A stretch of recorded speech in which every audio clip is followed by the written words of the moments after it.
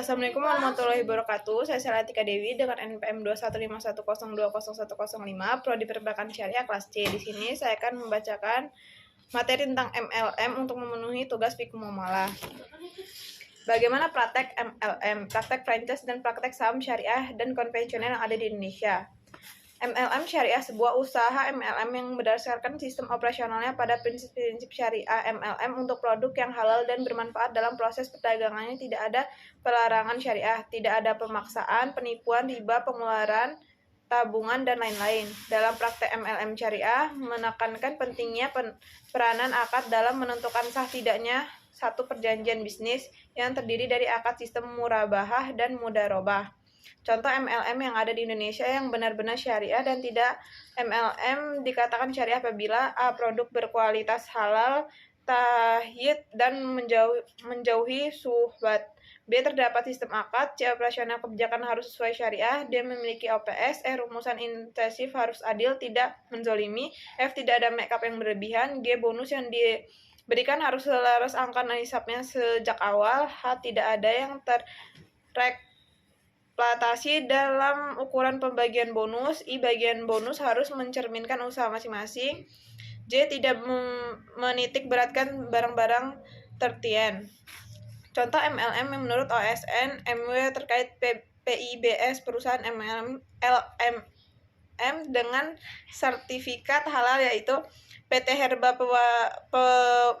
Penawas Al-Hida Indonesia, PT Singa Langit Jaya, PT Nusantara Sukses, PT KIMK Nusantara, PT UV BKB Syariah. Sedangkan MLM yang paling populer di Indonesia tetapi belum terjamin sertifikat halal yaitu Yang Liung, Janes Global, MIW, NU Scan, DIB. Franchise atau warabala. Franchise bekerjasama dalam bidang usaha dan bagi hasil sesuai dengan kesepakatan. Biaya franchise dengan kesepakatan berupa pengguna merek dan lisensi bisnis. Franchise jika merupakan bentuk kerjasama usaha antara pemilik merek, dagang produk, atau sistem operasional. Produk atau cara kerja franchise di Indonesia diatur dalam Pemerintah RI Nomor 42 Tahun 2017. Franchise memiliki standar atau pelayanan barang atau jasa. Pelaku bisnis dalam franchise sebagai pemegang franchise ada 3 istilah: franchisor, franchise, franchise free. Contoh franchise yang ada di Indonesia dan berbagai bidang usaha yaitu Indomaret, Alfamart, Alfamidi, Si Cepat, Chai Time, Si Boba, Geprek Bengsu, dan lain-lain. Saham syariah dan saham konvensional. Saham syariah, efek terbentuk saham yang tidak bertentangan kepada perusahaan dan dengan bukti penyertaan modal dalam prakteknya. Dalam prakteknya terdapat 2 jenis saham syariah yang diakui di pasar modal Indonesia. Perusahaan publik berdasarkan Peraturan OJK Nomor 17 PDJK 09/2015, suatu saham dapat dikategorikan sebagai saham syariah. Pertama, emiten tidak bertentangan dengan prinsip-prinsip syariah. Emiten memenuhi norma-norma keuangan syariah. Total pendapatan bunga dalam pendapatan tidak halal dibandingkan dengan pendapatan yang tidak lebih dari 10%. Saham konvensional, saham yang diinvestasikan oleh masyarakat dalam operanya. Saham konvensional tidak merupakan prinsip syariah. Investasi saham adalah aktivitas beli saham yang cara kerjanya menyimpan saham lebih dari 5 tahun. Dalam praktiknya saham kepemilikan di perusahaan publik, semakin banyak orang menjual saham, semakin tinggi harga naik. Contohnya saham konvensional, BBCA yang bergerak dibandingkan perbankan. Usaha perusahaan meliputi jarak keuangan ribawi yang tidak sesuai dengan syariah Islam.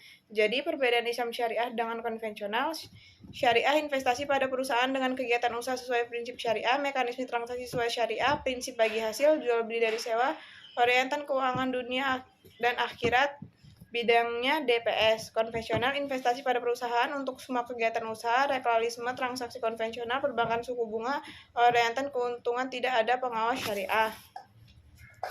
Gambaran produk syariah, produk kredit card, ATM, giro, gambaran dan contohnya.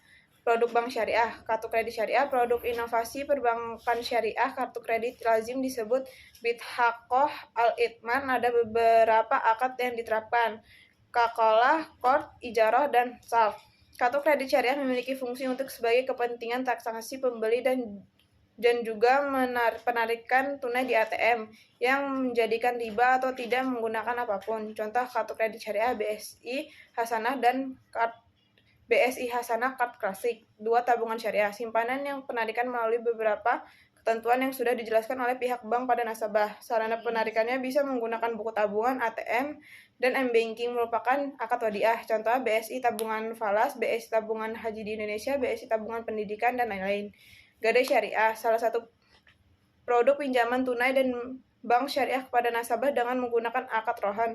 Jika harga jual melebihi hutang, kelebihannya akan ditambahkan ke nasabah. Contoh, Aktrum, BKP, BPKB, dan Amanah, dan lain-lain. Pinjaman syariah dapat dijadikan alternatif dalam pegadaian barang. Nasabah tentu wajib melunasi pinjaman tersebut kepada bank syariah dalam bentuk bayaran langsung atau cicilan. Contohnya rental mobil, penyewa pemanfaatan mobil, dan lain-lain. Giro syariah, simpanan yang penarikannya dapat dilakukan setiap saat dengan menggunakan cek, giro, dan lain-lain. Giro syariah dijalankan berdasarkan prinsip syariah, contohnya BSI Giro Rupiah.